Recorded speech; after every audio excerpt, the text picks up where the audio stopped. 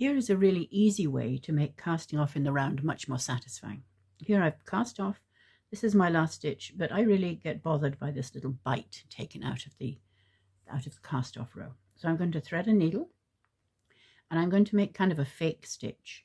So I'm going to take this yarn under the two little legs of this stitch here. You see how this V here, that's the next stitch. That was actually the first stitch I cast off. So under these two little legs like that. And then I go back to the stitch over here, which is the last one I cast off. And I'm going to lead this thread into the stitch there. So not under the two legs, but into the stitch. And pull it out the back. And once I get these stitches evened up a little bit, it will be hard to tell which was the beginning and which was the end of the round.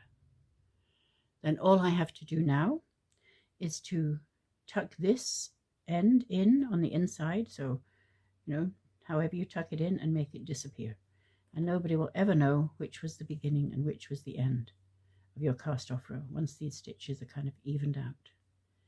It's really hard to see.